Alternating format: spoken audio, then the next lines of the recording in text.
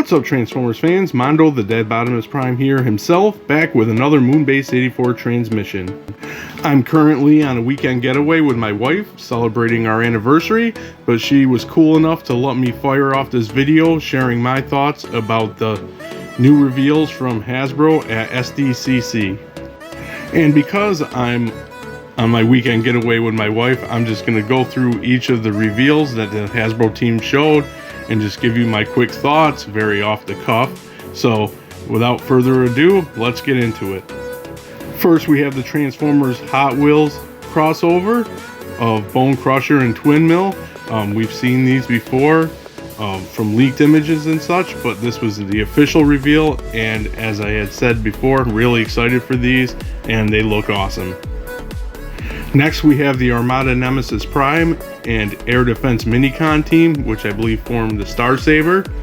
The Nemesis Prime is a really nice repaint of the Armada Prime that we got, minus his trailer, and really cool. And I was definitely interested in this one until I found out it has a $75 price tag, and I think for what you get with this offering, that's just ridiculous. But if anybody is interested in it, I believe it's going to be a PulseCon exclusive this year. Then the Hasbro team revealed what we would be getting in Age of the Prime, starting off with the deluxe scale for 2026. First, we have Combaticon Blastoff, which to me looks really fantastic. Bruticus is my favorite Decepticon combiner, and I really like how this Blastoff looks. His shuttle mode is beautiful. Next, we have Target Master Sure Shot, and this is one many people have been asking for, including myself, and he's shaping up to look really cool. Beast Wars is turning 30 next year, so it's good to see that they're already starting to show some love for the celebration, starting off with Quick Strike, which is a little bit of an odd choice, I think, for the first reveal. There is another reveal farther down the line in this video for Beast Wars related things, but yeah, I'll take him. He looks decent enough, and he'll go really nicely with my modern Beast Wars characters from like Kingdom and so forth. Next, we're getting a new Junkion named Jalopy, and this is using, I forget, maybe the Crash Bar mold.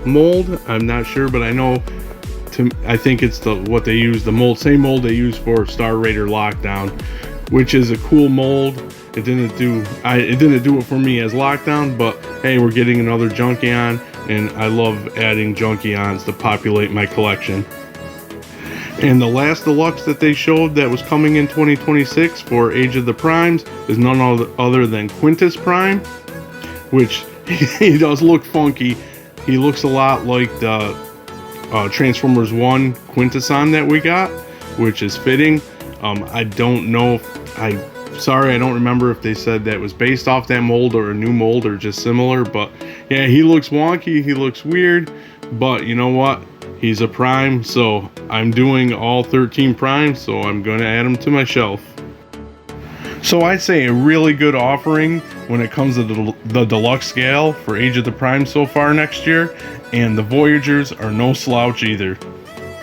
We're getting an animated Wreck-Gar, and he looks really great, and it's funny that we're getting that because I had just recently gone to a Weird Al concert, lost my mind when he played Dare to Be Stupid, and I said, you know what, I need the animated Wreck-Gar back into my collection, and have several on eBay for on my watch list, and now we're getting a brand new one that looks really good as well.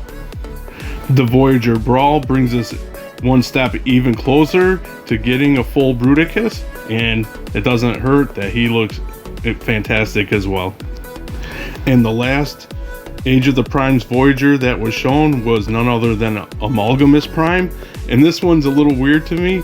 He looks more mech than like Transformer, but still very interesting, and I can't wait to like get him in my hands to, you know, see what he's all about. I guess he has several different modes, they were saying at the panel, and you can take pieces off, so very interested in this one. That brings us to 2026's leader class for Age of the Primes, and we're starting off with the leader class Razor Claw, which is a repaint of this year's, or was it last year's? It was last year's, I believe. Tiger Hawk. Tiger Hawk is a really awesome figure, and this repaint really hits. I love the color scheme on this repaint. I haven't had a chance to pick up Tiger Hawk yet, so now I'm trying to decide whether I should wait for this repaint or get Tiger Hawk, because I don't want to own both examples of the mold. We've known about the leaked listing for some time, but finally we have official images of Big Convoy, and I am thrilled for this one. Like I said, we knew he was coming at some point, but to actually see the product and looking so awesome, really cool, both in alt mode and robot mode, just really awesome looking. I think this figure is going to prove to be really, really great when it comes out, and I'm excited to get this in my hands. And 2026's Commander class for Age of the Primes is going to be none other, we all knew this, Onslaught. But this is the only image that they showed, just the renders right now, no prototypes, no colored rendered image, just the grayscale. But yeah, we knew he was going to be the Commander class. I believe we knew it was official. I don't know, but we knew it was coming. And now we are only missing a sneak peek at Swindle to see the full Combaticon team, which leads to Bruticus. I'm waiting and excited to see what they do for Swindle. Now let's move on to Studio Series and the Deluxe class. And we'll start with TF1 Arachnid. Now this is one they revealed their prototype model of in grayscale, and it looked cool then, and it still looks cool now, all painted up. Still amazes me how they got that figure to work in physical form based on the TF1 design, but it looks really great, and it actually amazes the designers too. They actually mentioned it. Then we have Barricade from the Last Night, blue this time instead of the black and white, and although nothing I really have the urge to run out and be excited for, he's looking really nice rendition of Barricade. Much like Big Convoy, we knew the 86 Windcharger was coming, but just like Big Convoy as well, seeing the actual product and how awesome he's shaping out to look like is really cool. And they did also mention he's going to have effects that represent his magnetic powers. This is a really cool deluxe. Now let's move on to the Voyagers. Like the TF1 Arachnid, we've already seen the grayscale prototype of Alpha Trion, all painted up. He really pops. They did say they were going to get like some of his dirty mossy green in his paint scheme, and it appears that they did. Just a really fantastic looking Alpha Trion from the TF1 movie. 86 Thundercracker caught me off guard because I didn't see any kind of list or images or anything where, you know, any leaks that he was coming basically. And not only did it catch me off guard for that, it catches me off guard because it's a new mold. Now I do like the current Seeker mold that we have, but from what they're saying, this is improving even more so on that. So it'll be interesting to finally get him when he comes out and check him out. And of course they said, you got one Seeker, all the other ones will follow, which is really cool because I am a sucker for Seekers. For leader class, they only showed one, which is the Last Night Nemesis Prime. And I think this is kind of shady because we have the regular Last Night Optimus Prime that was released this year, and by all accounts it's a great leader class Optimus Prime from the Last Night, but I didn't pick it up because I had the box in my hand and he just looked so plain that it almost made him look cheap. Great sculpt, but so plain, and that's what a lot of the criticism is basically about that figure. And to me, this is kind of a cop-out because people know Nemesis Prime sell, and yes, Nemesis Prime was in the movie, but basically because of that design in the movie, it's that Optimus Prime with more paint. So it's a cop-out. I'm glad I didn't already pick up that Prime, but I will probably pick up this Prime because Studio Series is getting its first ever Titan, and it's none other than Age of Extinction Grimlock. If you know me and watch the channel, you know that Grimlock is my all-time favorite character. I'm doing a celebration celebrating 40 years of him and the Dinobots all this year.